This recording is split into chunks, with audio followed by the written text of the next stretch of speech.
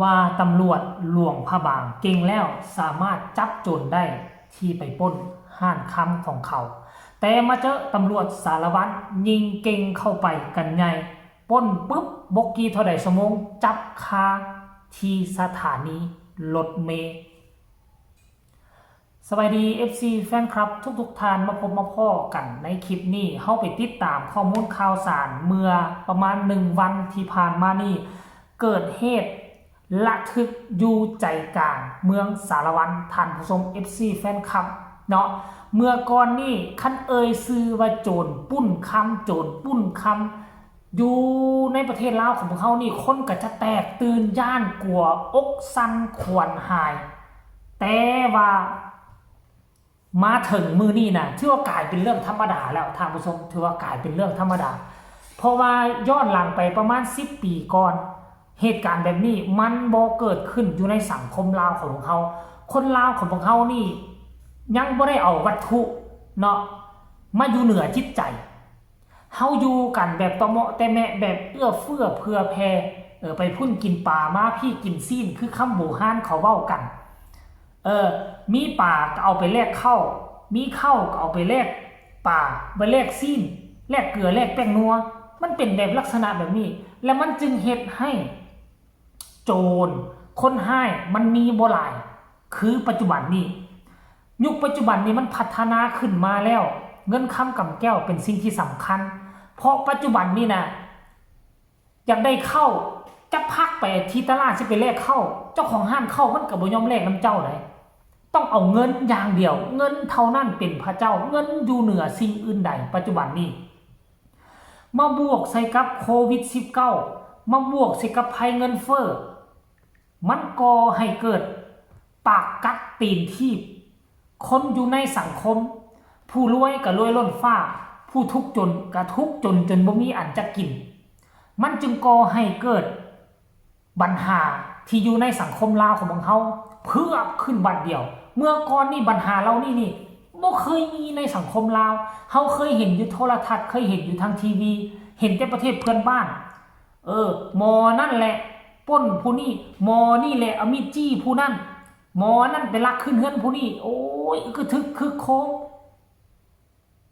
แสดงว่าเขาปราศจากบ่ได้เขาปฏิเสธมันบ่ได้ยิ่งเจริญ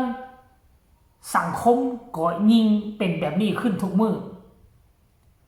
บ่มีประเทศใดที่จะสามารถแก้ไขเรื่องนี้ได้ไปเบิ่งประเทศเจริญแม่ว่าบ่มีโจรบ่มีขโมยมี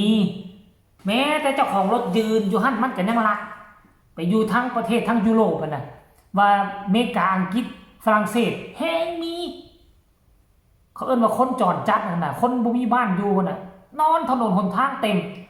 เห็นรถผู้ใดจอดอยู่บ่ได้คันบ่ได้ปิดประตูมอไซค์รถจักรแม้แต่กระทั่งรถถีบจอดอยู่ซื่อมันก็เอาไปซื่อแห้งหลายบ้านเฮาก็ยิ่งเจริญก็ยิ่งตามหลังกันไปติ๊กๆแต่เหตุการณ์ที่มันแก้ไขบ่ได้คือเกิดการจี้การปุ้นกันแล้วคือเจ้าหน้าที่ส่วนใหญ่แล้วมักจับบ่ได้อันนี้ใช้คำว่าส่วนใหญ่นะบ่ได้ใช้ว่า 100% หลายเคสหลายกรณีเจ้าหน้าที่ก็จับได้เป็นต้นแมนยูทั้งแขวงหลวงพระบาง2 ครั้งที่เกิดขึ้นในช่วงระยะเวลาไล่เลี่ยกันเดือนส้นเดือนเนาะก่อนหน้านี้ก็ข่าวโด่งดังและก็เป็นครั้งแรกที่โจรปล้นแล้วเจ้าหน้าที่ลาวเฮาสามารถจับได้นั่นก็คือเกิดอยู่ที่เมืองนามจับได้หมดทุกคนแล้วก็ได้ของกลางไปมอบให้กับเจ้าของห้างและก็มือก่อนนี่เนาะโจร9 คนเข้าปล้นเฮือนประชาชนอยู่เฮือน2 ชั้นอยู่ที่บ้านผู้สร้างคำอยู่เหนือหัวสนามบิน9 คนจับได้แล้วแต่ว่าจับได้ยังบ่ทันครบตามที่เบิ่งจับได้ประมาณ 3-4 คนนี่แหละแต่อย่างน้อยๆก็ยังฮู้บ่แสว่าเป็นโจรมันเป็นไทบ้านใดคนอยู่ใส่จับได้หมอนี่ต้องซักทอดแน่นอนแต่ว่าครั้งล่าสุดนี่นะท่านผู้ชมอยู่สารวัตรกับปล้นคือการปล้นห้านคำกลางเว้นแทรกเลยอยากให้ทุกคนไปชมคลิปนี้เนาะคลิปตอนปล้นแล้วก็คลิปตอนจับได้แล้วจึงมาพ้อกันในช่วงต่อไปชมพร้อมกันเลย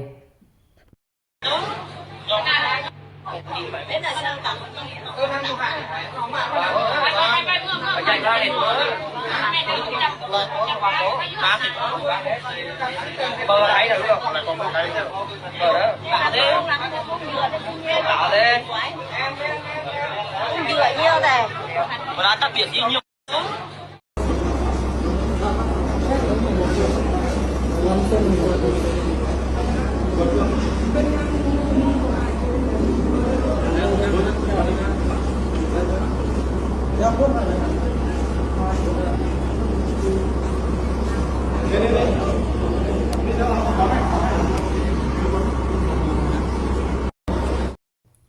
เห็นบ่ทุกคนเห็นบ่เหตุการณ์ที่มันเกิดขึ้นเจ้าของห้างก็เฮ็ดหยังบ่ได้แต่ว่าห้างนี่ยอมรับว่าใหญ่เลยเฮ้ยปอห้างนี่ยาวกว่าหมดเลยยาวความยาวสิเป็น10กว่าเมตรพุ่นแหละยาวนะท่านผู้ชมถือว่าเป็นห้างใหญ่ที่สุดในสารวัตรในตามที่ค่อยเบิ่งน่ะประชาชนก็เฮ็ดหยังช่วยบ่ได้กอดมือแต่ก็บ่เฮาก็บ่ได้ข้อมูลข่าวสารว่าโจรมาหลายปานใดมีจักคนบ่เห็นกล้องวงจรปิดเพิ่นบ่ยอมเผยแพร่เนาะทั้งเจ้าของห้างเพิ่นเนาะก็เฮ็ดให้อกสั่นขวัญเสียปัจจุบันนี้เว้าตามชื่อว่าคันแขวงใดบ่ถูกโจรปุ้นบ่ถูกโจรปุ้นคำมันน่ะแขวงนั้นเซยที่สุดละเซยที่สุดแรกเริ่มที่ได้ยินจากการปุ้นก็มาแต่พุ่นแหละพงศาลีบ่อนพงศาลีเนาะบ่อแก้วก้อนหมู่ป้นน่ะพอมีเขตเศรษฐกิจเด้สามเหลี่ยมคำเนี่ยป้นก้อนหมู่ทัดลงมากับเวียงจันทน์เกิดขึ้น 2-3 ครั้งมากับสวรรณเขตกลับคืนมาหลวงพระบางซัดไปที่สารวัตรอาจจะเป็นกลุ่มโจรเดียวกันที่ป้นอยู่สวรรณเขตก็เป็นไปได้ท่านผู้ชมอันนี้เฮาบ่แน่ใจเพราะกลุ่มนั้นมันรอดมาเด้มันเฮ็ดกันเป็นขบวนการได้มันมีกันทั้งหมด4หน้า5คนพุ่นแหละท่านผู้ชม FC แฟนคลับเพราะฉะนั้นแล้วนะเหตุการณ์แบบนี้มันจะกลายเป็นเรื่องปกติที่ประชาชนของพวกเฮานี่อยู่กับมันได้แล้วแหละเดี๋ยวนี้ทำใจกับมันได้แล้วตอนทวิตกับอกสั้นคนเสียแล้วอกสั้นคนหายอยู่บ่ได้ย่านเส้นท่านผู้ชมแต่ก็ยังโชคดีเนาะมีตำรวจหลวงพระบางเป็นแบบอย่างปุ้น2ครั้งจับได้ทั้ง2ครั้งไล่เลี่ยกันได้มือก่อนนี่อยู่หลวงพระบางแล้วก็มาเมื่อวานนี่อยู่ที่สารวัตรติดจอดกันเลยท่านผู้ชมอาจจะเป็นคนละกลุ่มกันแน่นอนอันนี้อาจจะเป็นคนละกลุ่มกันสารวัตรกับเก่งหมอนั่นกำลังจะขึ้นรถเมล์หนีแล้วนะไปจับได้อยู่สถานีรถเมล์เลยจับได้คาสถานีรถเมล์เป็นคนจอยผอมงานนี้ติดคุกใส่ให้มันจน